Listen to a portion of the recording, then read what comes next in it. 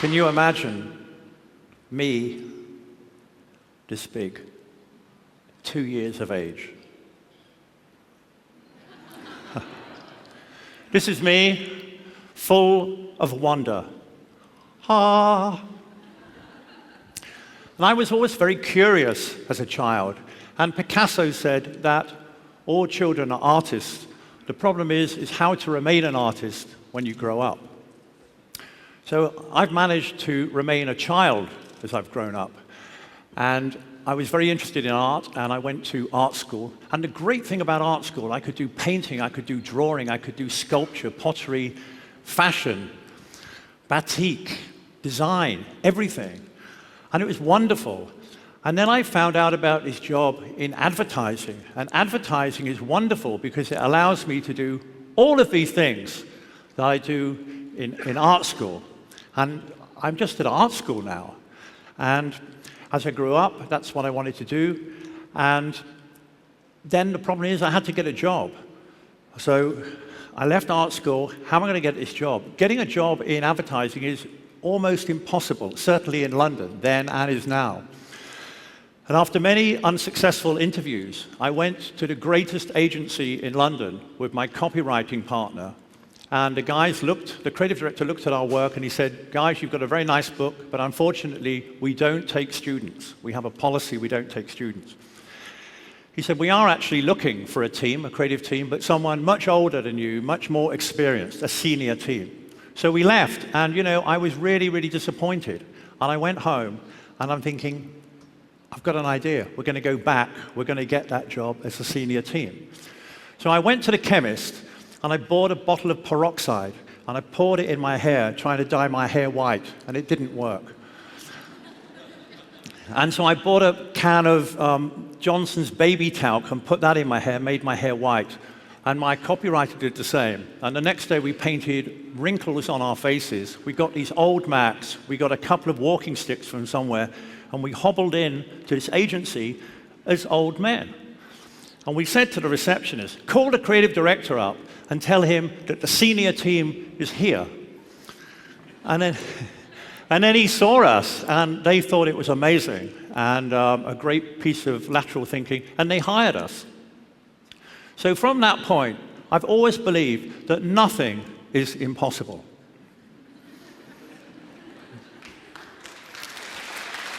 Thank you.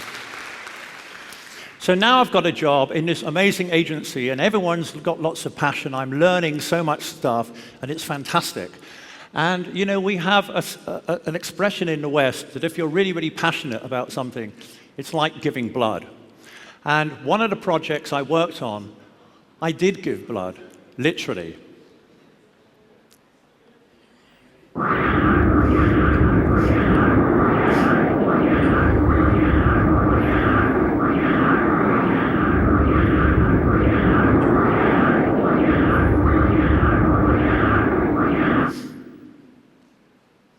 That is my blood. And if you're a PlayStation addict, you probably recognize that it's for PlayStation with the triangles, the circles, the crosses, and the squares. And the ad ran exactly like that. There's no headline, there's no logo. It didn't need it because all PlayStation addicts got it. But how did I give my blood? I went to the hospital. I said, take an armful of my blood, and they prepared it on a slide. I went back the next day, and I photographed it under a microscope, and I directed the film. So this is my blood. And I retouched in these symbols, the squares, the triangles, etc., because I don't actually have those symbols in my blood. But if you just follow your ideas, you follow your passion, and you're an addict to ideas, it's quite dangerous because you're at your mercy of where the ideas are going to take you. And the next idea took me here, Shanghai. This was taken on my first night in Shanghai on my mobile phone.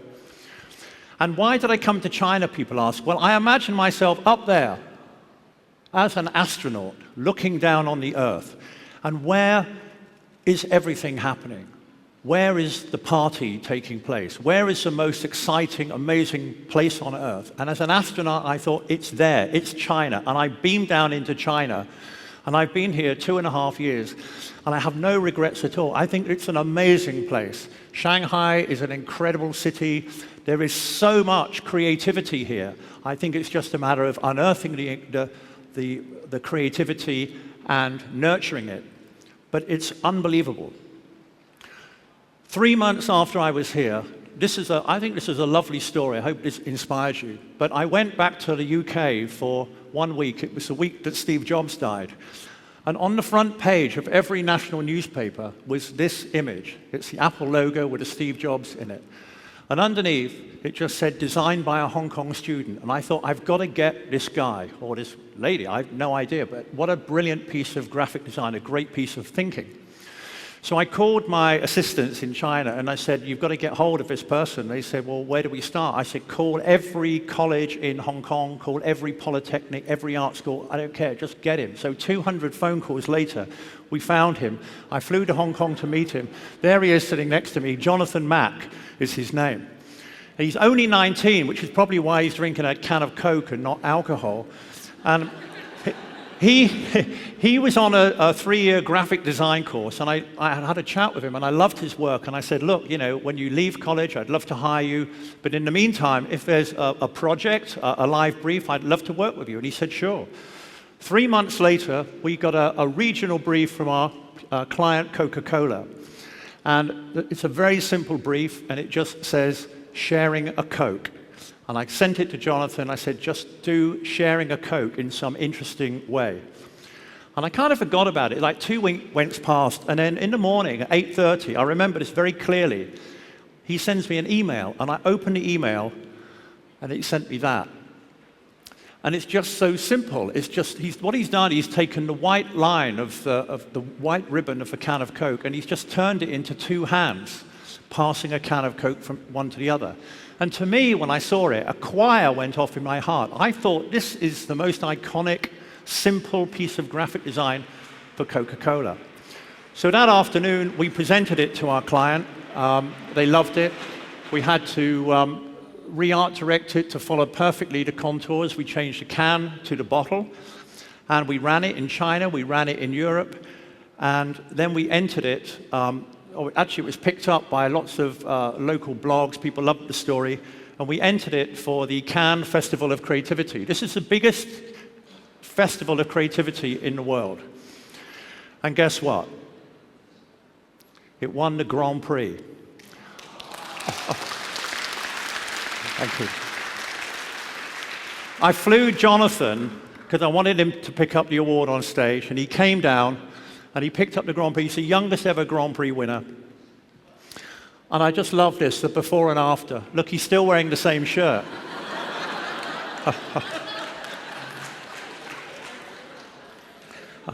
And I think it's so inspiring for like students and people just starting in the business. If Jonathan can do it, it's the first ad he's ever done. It's gone down now. It's won all these awards. It's now the most awarded ad in the history of Coca-Cola. So this says to me that ideas can come from anywhere. All you've got to do is be prepared to look and ask people. And it's about seeing things differently. Jonathan took something that we've all been looking at for many years, right under our noses, the white ribbon, and he turned it into something different. And that's what I think creativity is about. It's looking at the same thing as everybody else and seeing something slightly different. A bit like this. This is an art project I've been working on for many years, and I take photographs wherever I go around the globe of just things like this, bits of flaking paint. That's what it looks like to most people. But I see a face. I see an eye here, a nose here, and a mouth here, and I call it the wizard face.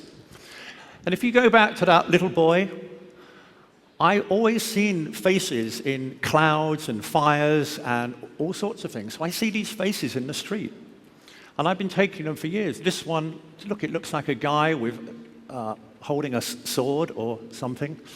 This one, to me, I call it Noel Coward, after the English actor, a very aristocratic profile. Some people see a cow, which I love. People see different things in it. This I call the red cardinal. I shot this in Venice only about 6 months ago. And, you know, he's got his big nose here and his eye, and he's got a big kind of collar, and it's all red. This reminds me of something rather rude, but maybe that's just my imagination. This I call Spider-Man. These images, they're literally, some of them are only about this big. And this was on a garage wall in Spain, covered in blue paint. And I found a tiny bit down here somewhere. And as I'm shooting it, a little spider walked through the frame. I've got 6 pictures of it, of the spider in different positions. There's no retouching done in any of these at all. All we do is just enhance the color that's already there. And this one, to me, I think of Rembrandt. I don't know if you're familiar with the painter Rembrandt. Of course you are, but if I put Rembrandt's portrait next to it, it strikes me as being very similar. And this one, our first speaker talked about Edvard Munch's The Scream. I see the scream here, if I put the scream next to it. And you can see how big it is by the size of the screw there, very, very tiny. And then finally, who does this remind you of? Chairman Mao? I'll prove it. The hairstyle is exactly the same, the tunic. And weirdly enough, I shot this in Shanghai. This is a tiny image just on a street somewhere. So what I wanted to do with this exhibition, I didn't just want to have a photography exhibition. I wanted to print it on something interesting and relevant. These images are discarded images. They're of no value at all. So could I put it on some stone that is very valuable? And I chose marble. And this is where the marble comes from. It's a Greek island called Thasos. And the marble is very special because it doesn't have any veins in it. It's completely pure. It's completely white. It's dug up. It's brought to the UK. It's cut to my specifications. And then I put the image on it. And when you see these pieces, they're about this big. You can't see it from this picture, but when you look at the real thing, I don't print a white layer. So the stone, the sparkliness comes through, and it's really quite beautiful. And here they are in the exhibition. You can kind of see the thickness. They're quite heavy. And this is what I love about creativity, because you're always meeting different people. You're going into different areas in these ideas are bouncing backwards and forwards. When I'm just working out what marble I'm going to go, I think, how am I going to do this? So I went to a marble shop. It's actually a bathroom tile shop in London, and I'm looking at all the different little squares of marble. And that's where I found the Thasos marble. And then the shop assistant, he's just selling bathroom tiles, and he came to me and he starts asking me how big my bathroom is and how many tiles do I want. And I'm kind of thinking, look, I'm an artist and I'm going to put some stuff on these tiles. So it was just very interesting when you get these people from different areas coming together. And I think this is what's brilliant. In fact, I think that the whole world is my creative department. Everyone you talk to is helping me. Why limit it to just the people that you work with in your organization? All of you didn't know it yet, but you do now. You're all in my creative department. Just don't ask for a pay rise. And advertising is changing so much. Advertising, we always used to work with photographers and artists and illustrators, but now we're working with gamers, we're working with technicians, we're working with journalists, we're working with architects, and we're working with psychologists. This is the result of working with psychologists. If you're familiar with Chinese, and I think most of you are, you will know that this says 知道者. And these are beautiful pieces of metal, and they're made by Chinese metal workers, 知道者. So what's it all about? Well, I'm going to let the little film I'm going to show you next explain it all. 你不丢人，我还嫌丢人呢。你看看人家孩子怎么做的，看看你怎么做的。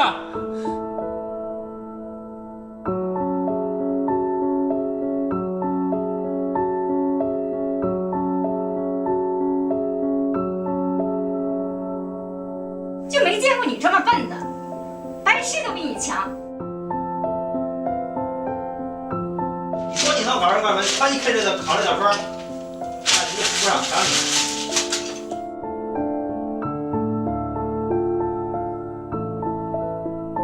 我叫朝夕，16岁。我叫唐亮，16岁。我叫张强。在我12岁的时候，俺爸俺妈分开了，俺妈每天骂我，经常让我去死，说我没用，说我是 fail。从来都没夸过我。我记得骂我最多的都是骂治脑子，治脑子，治脑子。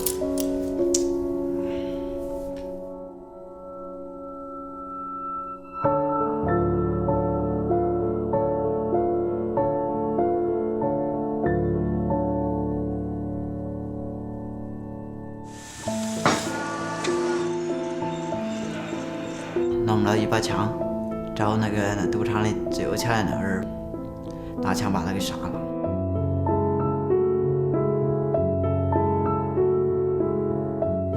所以就去后厨拿了把斧子给他砍了。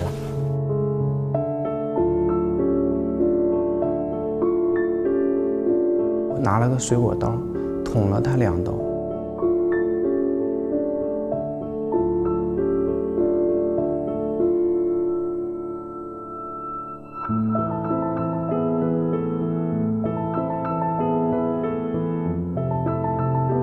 有些话呢，可能很多父母都说过，甚至现在还说着，像什么这么简单的题都不会做，废物，啥也不会，猪脑子。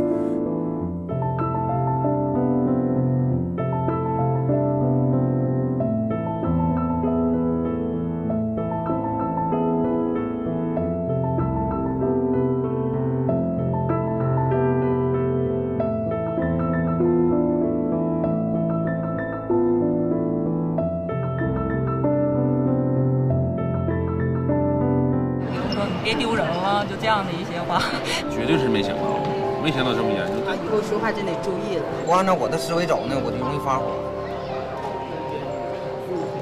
得改嘛。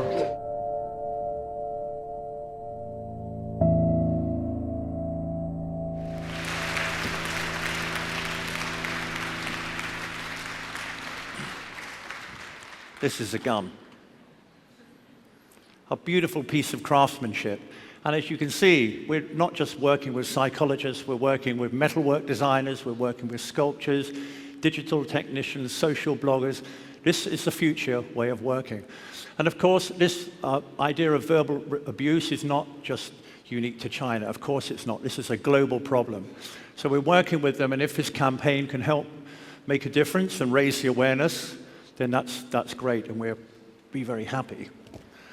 So that's pretty much it for me. I hope you've been very much inspired, and I hope that you all meet new people tonight and you go on your new journey. And it just leaves me talking about being different. You've always got to be different with one last thing to do.